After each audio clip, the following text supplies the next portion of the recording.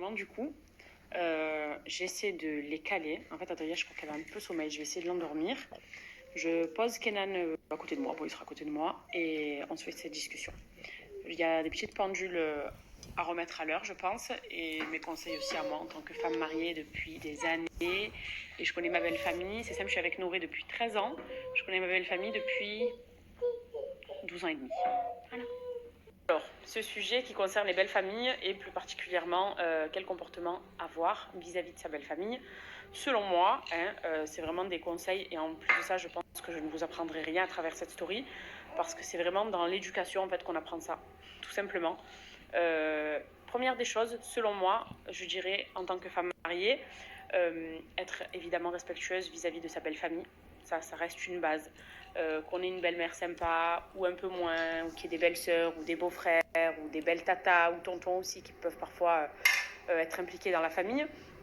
Peu importe, soyez toujours respectueux. Toujours respectueux, ça je pense que c'est la base et pour tout le monde. Et la base qu'on apprend déjà nous-mêmes à l'être avec tout le monde, mais un respect encore plus profond vis-à-vis de la belle famille.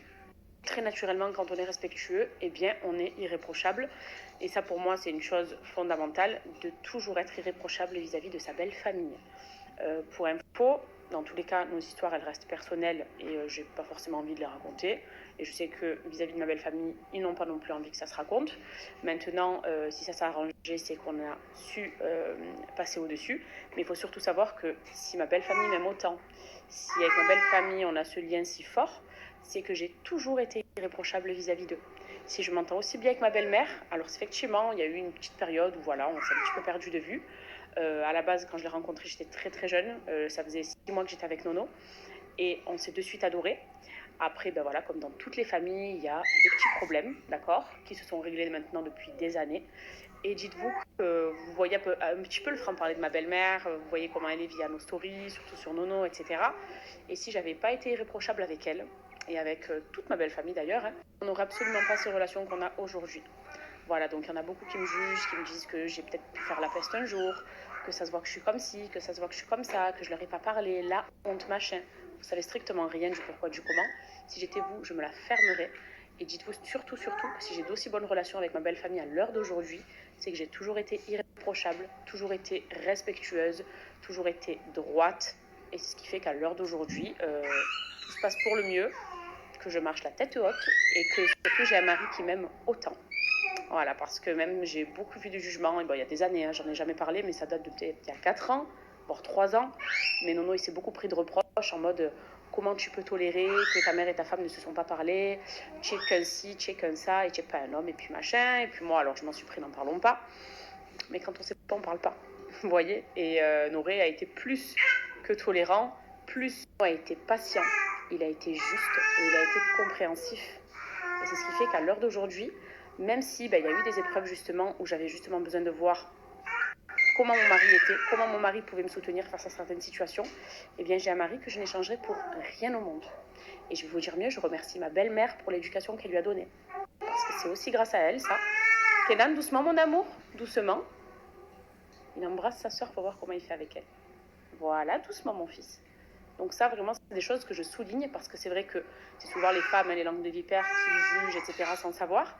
Mais je trouve que c'est important, les filles, de souligner aussi le comportement de nos maris. Quand on a des maris qui sont justes et qui sont droits, c'est très important et ça fait surtout du bien dans la relation avec la belle famille. Voilà, ça c'est quelque chose aussi d'important. Une chose qui est importante aussi, c'est de chérir du coup son mari et que la belle famille s'en rende compte de ça. Parce que même si dès le départ, on va peut-être pas forcément vous apprécier, ou vous allez vous prendre des pics, bon, je parle pas du tout de mon expérience, ça par contre, mais de l'expérience ou du vécu, par exemple, de mes amis ou de mes cousines ou d'histoires que j'ai pu entendre autour de moi.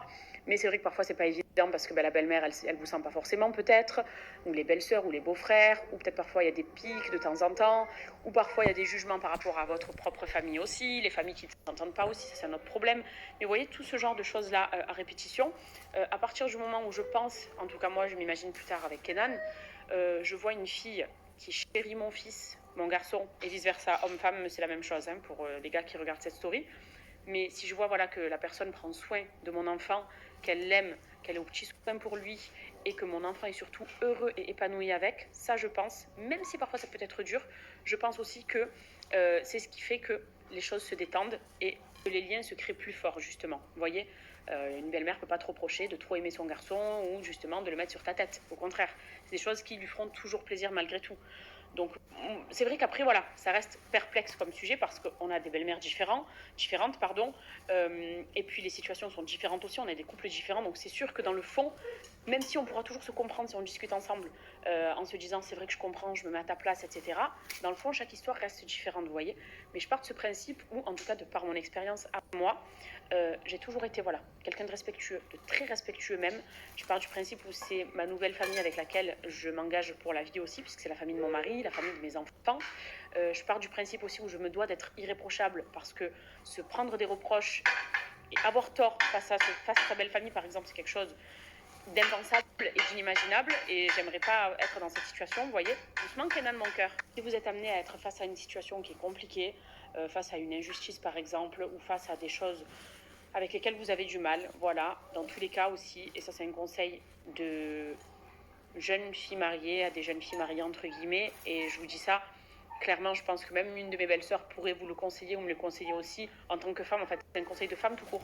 Même ma belle-mère pourrait me le conseiller si j'étais pas sa belle-fille, tellement on parle de tout et de rien, vous voyez. Ma mère, etc.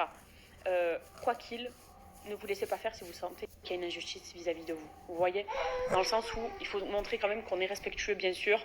Il faut montrer que on ne se manquera jamais. Au contraire, qu'on a une bonne éducation. Je pense que la plupart des personnes, on a tous une bonne éducation à la base. Mais maintenant, si on sent qu'il y a des choses qui déraillent, dire stop. Par contre, non. On ne marche pas non plus dessus.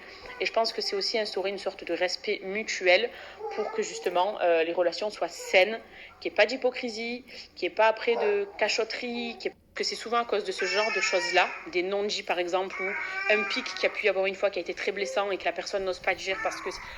Attention, hein, parler ne veut pas dire manquer de respect.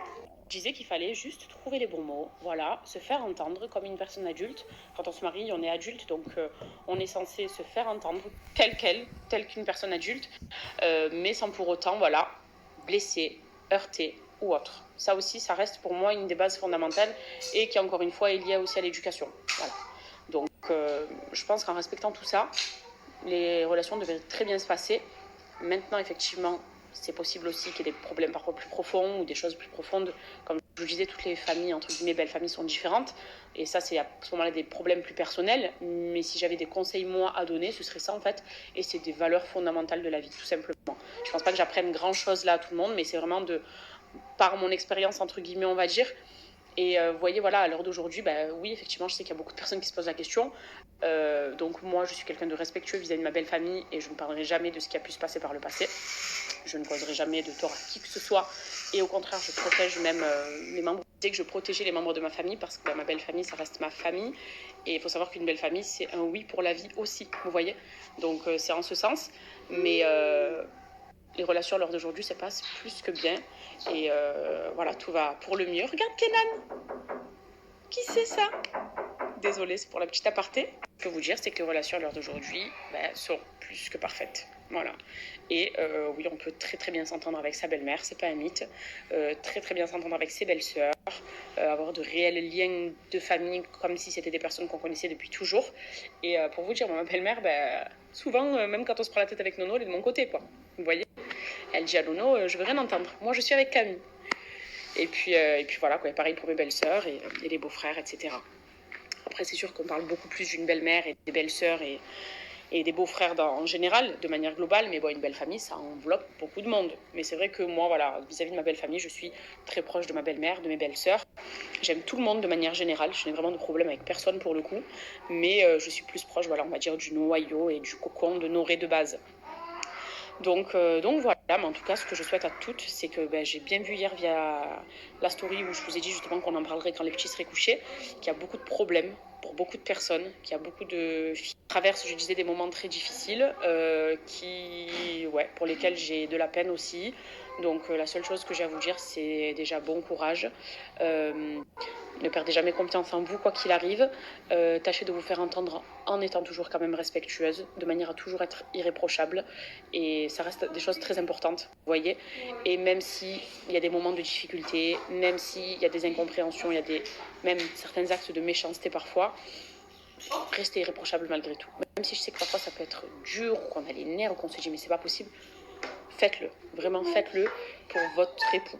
Ou messieurs, si vous aussi vous rencontrez des situations délicates et vice-versa, entre guillemets, faites-le pour votre épouse aussi. Et ça paiera toujours. Ça paiera toujours quoi qu'il arrive. Et puis le temps passe et les relations s'apaisent, on va dire. Vous voyez, ça c'est valable pour tout d'ailleurs, hein, amitié, amour, etc., famille. Mais c'est vrai que ce sont des choses véridiques aussi. Donc je souhaite beaucoup de courage et je suis de tout cœur même avec vous pour les personnes qui rencontrent voilà, des difficultés. Mais sachez que tout s'arrange dans la vie et qu'après, voilà, je pense aussi, ah oui, il y a un truc que j'ai oublié de rajouter, faire trop de zèle aussi ne sert pas à grand chose. Vous voyez, parfois on se dit on veut tellement bien faire, voire trop en faire, et que limite ça peut sonner faux, et ben, au final que c'est pas super bien reçu ou interprété, ou vous voyez, ça aussi je pense que ça sert à rien de trop en faire. Oui, de marquer des gestes d'attention, voilà, d'être généreux, ça c'est aussi très important. Mais maintenant, voilà, soyez quand même naturel et vous-même, quoi qu'il arrive, parce que parfois, en voulant peut-être trop en faire, c'est là qu'on perd des points. Alors, si je vais marquer des points, je vais faire ça, mais c'est peut-être pas forcément ce qu'on espérait, vous voyez. Soyez vraiment vous-même, naturel, et juste prenez soin voilà, de votre moitié, puis après, je pense qu'on pourra rien vous reprocher, tout simplement. Et comme je vous disais, s'il y a des problèmes autres, soit tâchez de faire la voie de la raison et d'apaiser, etc. Sinon, vous laissez tout simplement le temps faire. Et le temps fera très bien les choses, comme à chaque fois.